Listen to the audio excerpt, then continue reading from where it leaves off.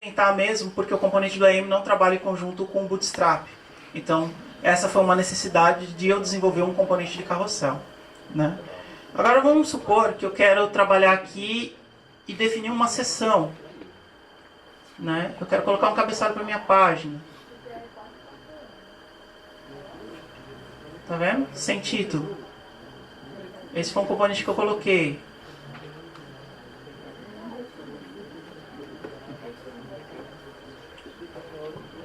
Tá lá o meu título.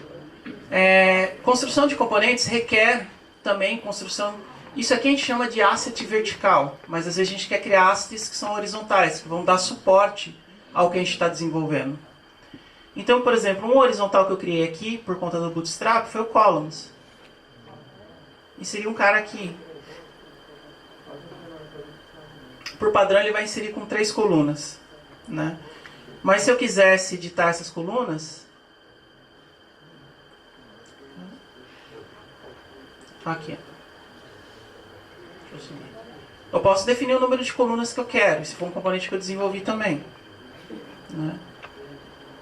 Aí dentro desses espaços eu posso decidir colocar, por exemplo, um panel. Vou adicionar um panel aqui.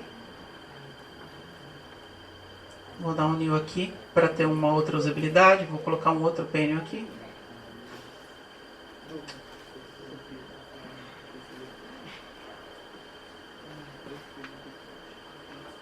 Eu vou colocar outro panel aqui. Tá lá meus componentes. Quero fazer a autoria de conteúdo desse cara, né?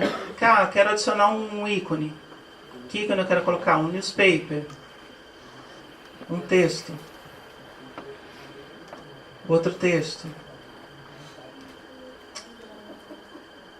Quero colocar um rótulo do botão. Leia mais, né?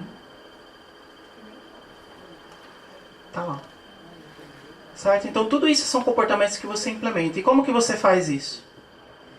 Né? Dentro do AM você tem uma ferramenta que chama CRX-DE Lite. O que denota que a gente tem uma outra que é muito pesada. Basicamente você pode desenvolver tudo dentro do browser. Você não precisa de ferramenta instalada.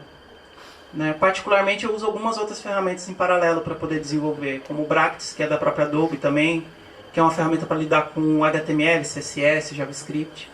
Esse cara aqui é o CRX. Tá? E onde que estão meus componentes nessa árvore? Eles estão aqui.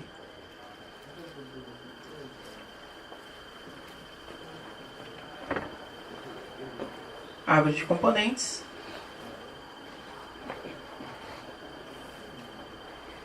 Vamos pegar de exemplo o componente do panel. Aqui, ó, panel.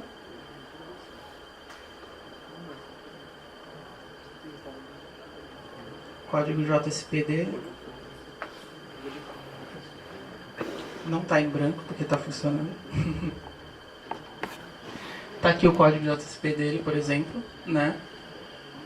E as configurações do dialog. Aquele item que eu entro para poder editar, ele chama dialog.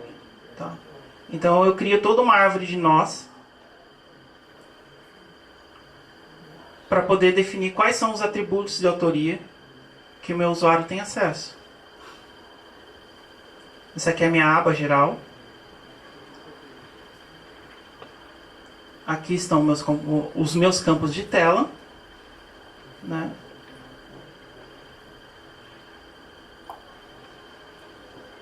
Aqui estão as opções lá daquele drop-down list, né?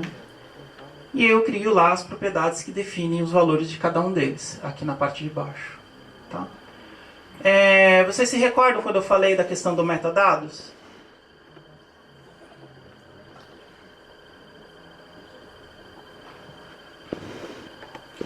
Qualquer nó no IAM, ele é gerenciado pelo Sling Resolution. Se eu pegar lá a minha página AM demonstração, ele retorna um JSON com todas as propriedades que tem da minha página. Ah, mas eu quero todas as propriedades de um determinado nó em cadeia. Coloca aqui o -1. E aí ele te traz toda a estrutura. E é isso aqui que às vezes a gente utiliza para poder fazer o processo de migração.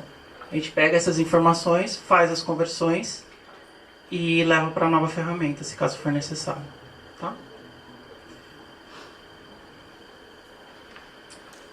Bom, somente para dar um desfecho, né?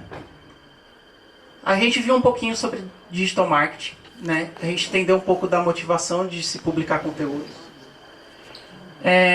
Vimos que conteúdos são uma estratégia para poder atrair novos clientes.